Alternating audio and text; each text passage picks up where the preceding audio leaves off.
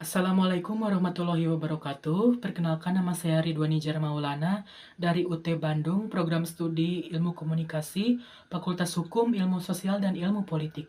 Di sini saya akan mengerjakan tugas satu logika tentang jenis-jenis term dan contohnya. Term merupakan unsur dasar dalam logika yang merajuk pada kata atau frasa yang mewakili sebuah konsep. Berikut adalah jenis term serta penjelasan dan contohnya. Term singular. Term singular merajuk pada objek tunggal atau individu spesifik. Contohnya, Soekarno merajuk pada individu spesifik. Contoh berikutnya ada Jakarta merajuk pada kota tertentu. Dan contoh selanjutnya ada Gunung Semeru merajuk pada gunung tertentu. Term selanjutnya ada term general. Term general mencakup beberapa objek atau individu. Contohnya manusia, mencakup semua manusia. Contoh berikutnya ada kota, mencakup semua kota. Dan contoh berikutnya lagi ada gunung, mencakup semua gunung. Term berikutnya ada term konkret, menunjukkan objek yang dapat dirasakan oleh panca indera, seperti meja. Meja dapat dilihat dan disentuh. Contoh selanjutnya ada air. Air dapat dilihat, disentuh, dan dirasakan. Contoh berikutnya ada suara. Suara dapat didengar oleh telinga kita. Term selanjutnya ada term abstrak. Term abstrak menunjukkan konsep, sifat, atau keadaan yang tidak dapat dirasakan secara langsung oleh panca indera kita.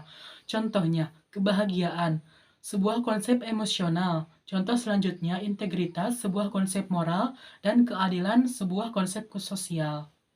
Pembahasan kedua di tugas logika ini adalah tentang sesat pikir atau logical fallacy dan cara menghindarinya. Pertama, kita harus tahu apa itu pengertian sesat pikir atau logical fallacy. Logical fallacy adalah kesalahan dalam penalaran yang menyebabkan argumen menjadi tidak valid atau tidak sahih.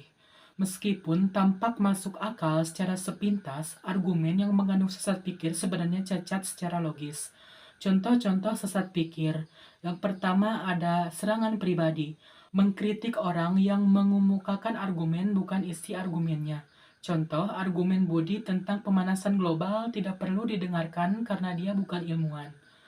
Contoh sesat pikir yang kedua ada bersandar pada otoritas, menerima klaim hanya karena diutarakan oleh seseorang yang dianggap otoritas tanpa bukti yang mendukung. Contohnya, Dr. X mengatakan produk ini menyehatkan, jadi pasti benar. Contoh sesat pikir yang ketiga ada setelah ini, maka karena ini. Penjelasannya menganggap bahwa karena B terjadi setelah A, maka A menyebabkan B. Contohnya, setelah saya minum jamu ini, plus saya sembuh. Jadi jamu ini yang menyebabkan plus saya sembuh.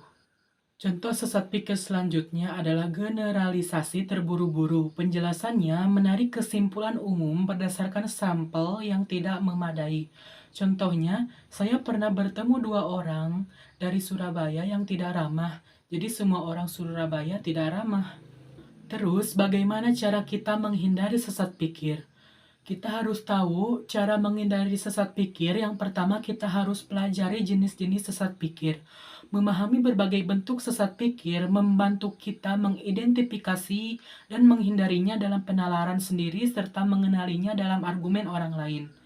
Cara menghindari sesat pikir selanjutnya adalah mengevaluasi bukti secara kritis. Selalu periksa apakah bukti yang disajikan cukup dan relevan untuk mendukung kesimpulan. Cara menghindari sesat pikir selanjutnya adalah berlatih berpikir sistematis. Pecah argumen menjadi premis-premis dan kesimpulan, kemudian periksa validitas hubungan di antaranya. Cara menghindari sesat pikir selanjutnya adalah terbuka terhadap kritik. Bersedia menerima kritik terhadap penalaran kita dan memperbaikinya jika ditemukan kesalahan. Cara menghindari sesat pikir selanjutnya adalah waspadai bias kognitif. Kenali bias kognitif yang dapat mempengaruhi penalaran seperti bias konfirmasi, kecenderungan mencari informasi yang mendukung keyakinan yang sudah ada. Sekian dari saya. Wassalamualaikum warahmatullahi wabarakatuh.